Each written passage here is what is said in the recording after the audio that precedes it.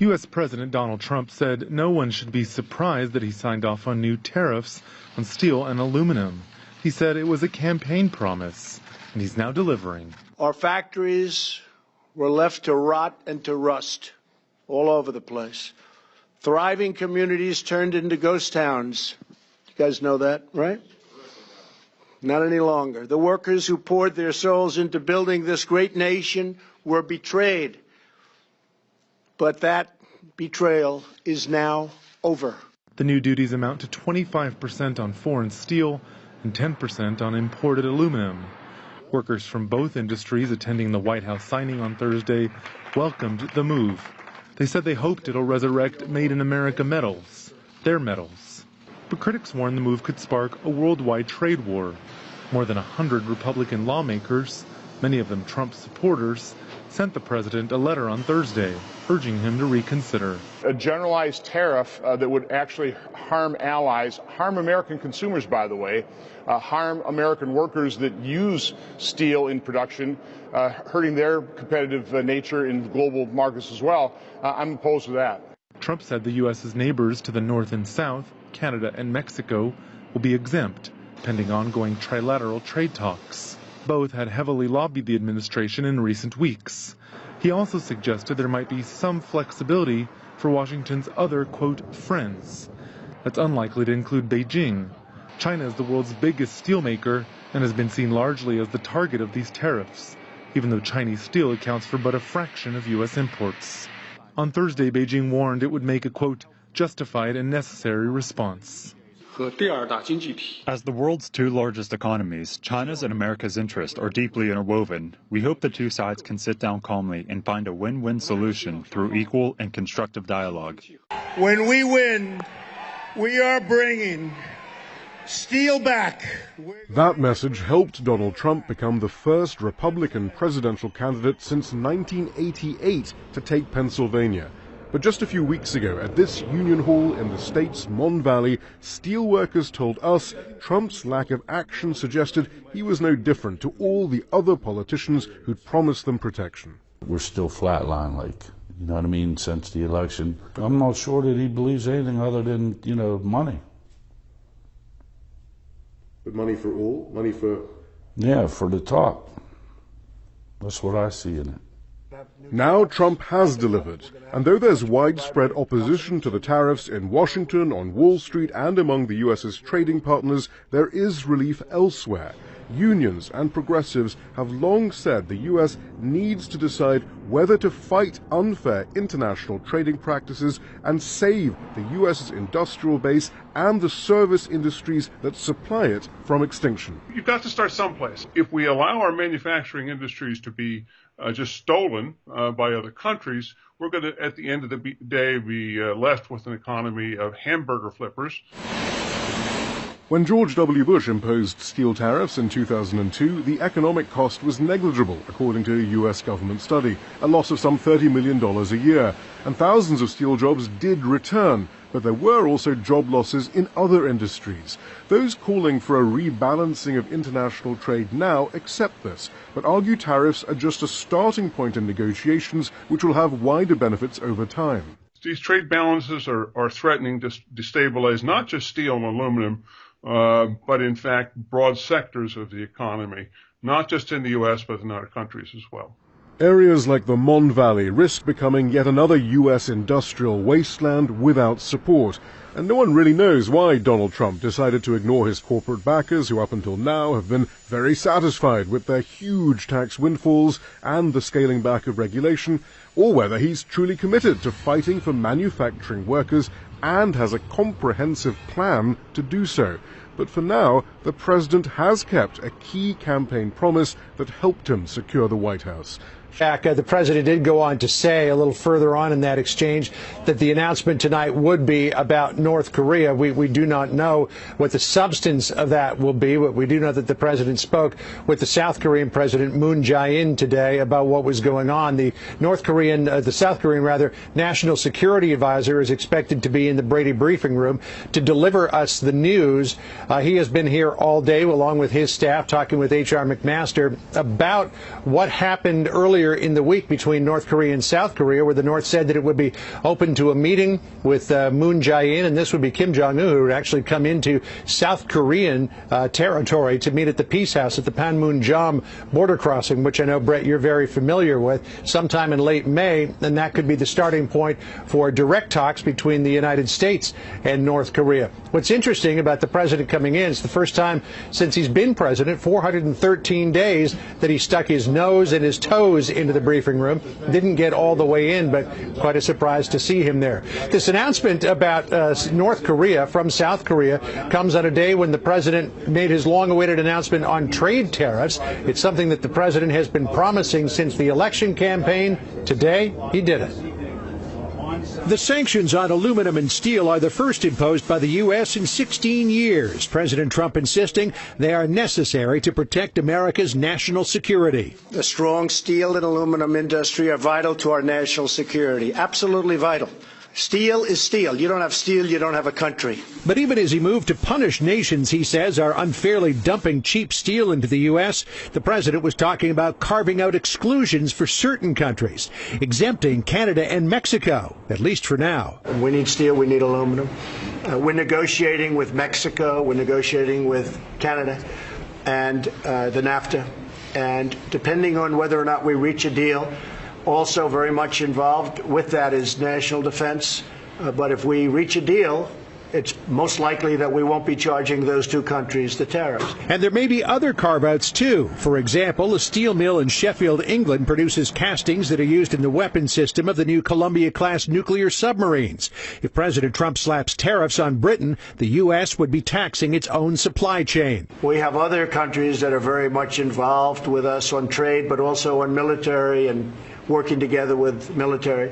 And we'll be making a decision as to who they are. But some of America's European allies, aligned under the European Union Trade Collective, are planning retaliation. The European Commission is going to introduce countermeasures to President Trump's very inappropriate initiative, which might prove advantageous for the United States right away, but which, in the long run, will harm the United States' influence in the world. China, which the president has singled out for particularly bad behavior in dumping steel, suggested this might be the first shot in a trade war. In the event of a trade war, China will make a justified and necessary response. From the Speaker of the House, Paul Ryan, this afternoon, a statement of opposition. I disagree with this action and fear its unintended consequences. From the Senate, the man who said President Trump could be the greatest president ever said he's disappointed. So I'm very upset about it, and frankly, I love the president, and I just think he's been misled by some of the people down at the White House. But from Kentucky aluminum worker James Powell, praised that the president is willing to stick up for American steel and jobs. We're going to bring back 300 jobs. Over 300 jobs. We're going to spend over $100 million in our plant alone in Kentucky.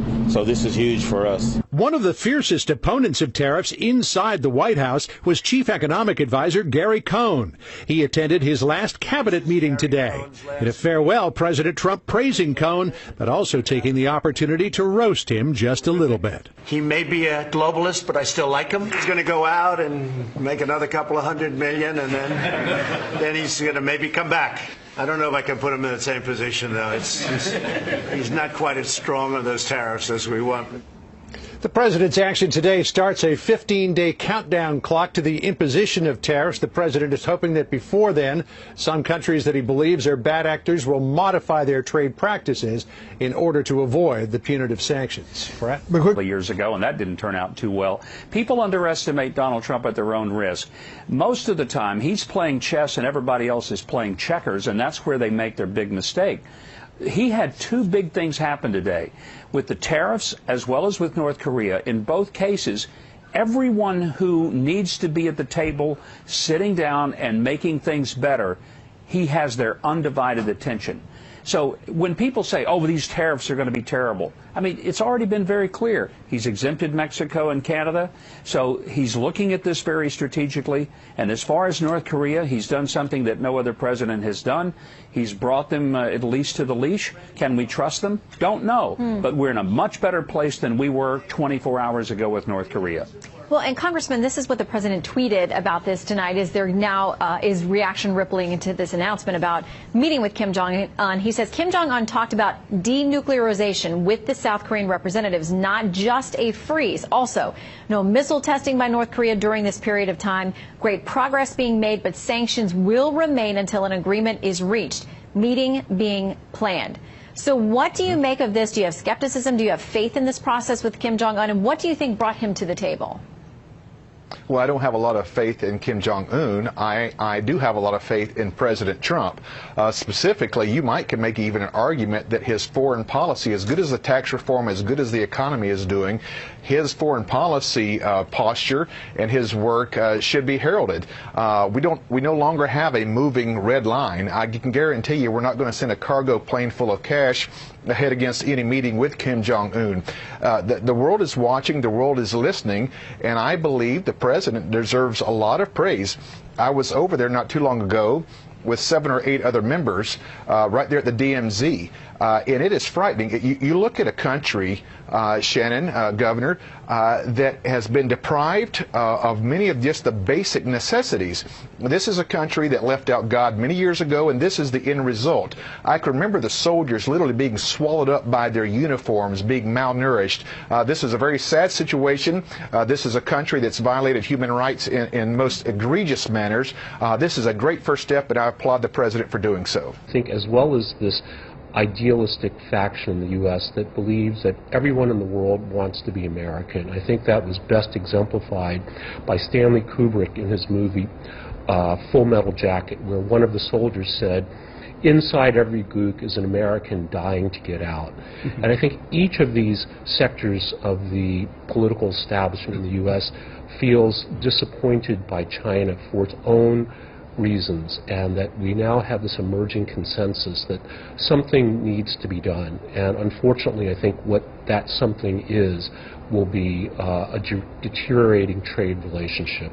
Can you go further a little bit to elaborate the background against which this decision was made by the U.S. Department of Commerce? Well, this investigation started, I think, in earlier last year. It was petitioned by the American Aluminum Association.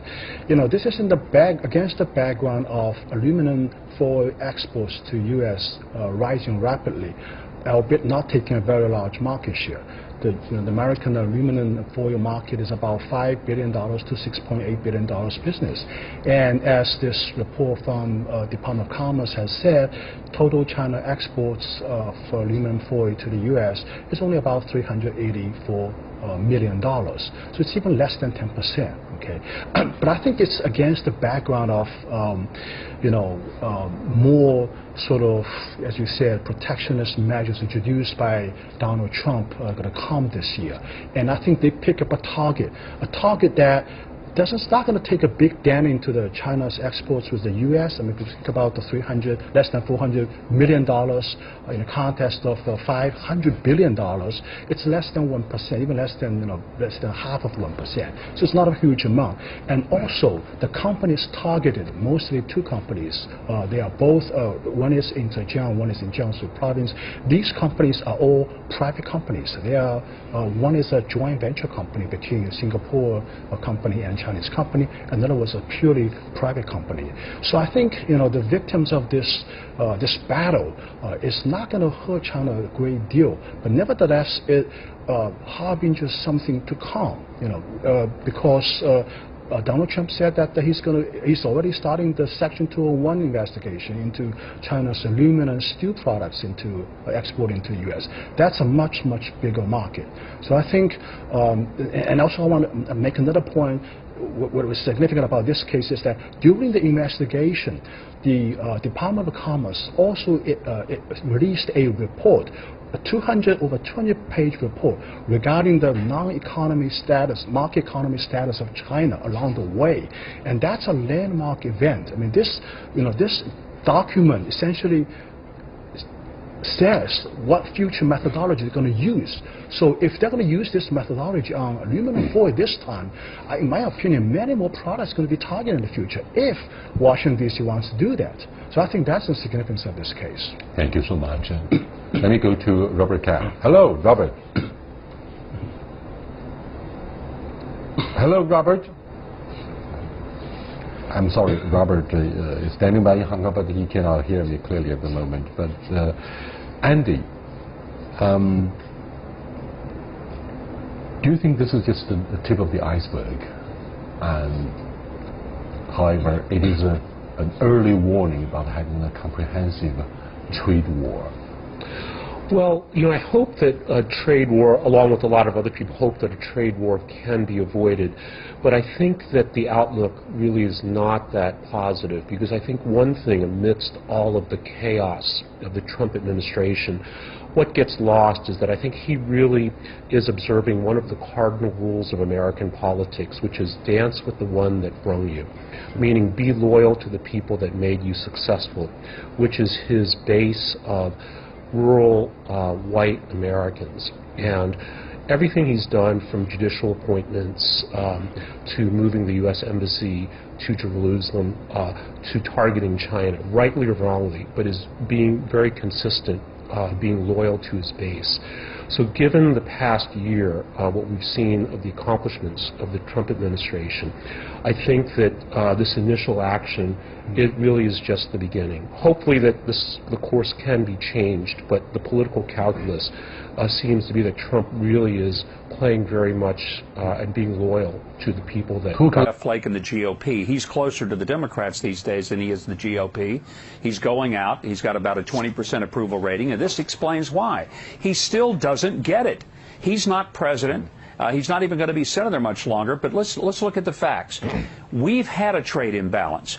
Our steel industry has taken a gut punch. This is a president who understands that men and women in this country who help us create our own weapons of self-defense need to be able to do that. If a country can't feed itself, fuel itself, and fight for itself, it isn't going to be free. And part of fighting for itself is being able to manufacture your own weapons, your own military hardware. You can't do it if you don't make your own steel. You're going to be held hostage. This president understands that. Thank God he does. Well, and Congressman, I know that you all have talked about the fact that you're concerned about these tariffs as well, the RSC has, but you also want aggressive protection of U.S. jobs. So how does or doesn't this tariff framework fit in with that? Yeah, I think the president has been very consistent, not just since he ran for office, but for decades, being concerned about going after the bad actors and rogue players. I applaud him for doing so. I do have a little bit of concern. For example, I can give you one prime piece of evidence here in Greensboro, North Carolina. The VF Corporation headquarters are right here. We have 25,000 jobs in the U.S. The EU has already threatened to add 25%, specifically on Wrangler jeans and other products. What we don't want is to get into a trade war. I was very delighted to see the president certainly working and meeting with different players and different people. I think it's trending the right direction. We have every right to make sure that these trade deals are fair, that we don't end up with a deficit, but I want to make sure that it doesn't have some kind of backlash approach like we saw in 2002, when under George W. Bush, specifically the steel tariffs, it did increase some jobs, but it cost many more that were connected with the steel industry. I believe there is some caution here, but I hope the president continues to work with those who have maybe some experience in this, but I think his heart is in the right place. This is what he campaigned on, and we certainly applaud him for being consistent. Yeah, and it sounds like there is some wiggle room and some negotiation that will be ongoing with respect especially to some of our allies. Congressman Walker and Governor Huckabee, great to see both of you tonight.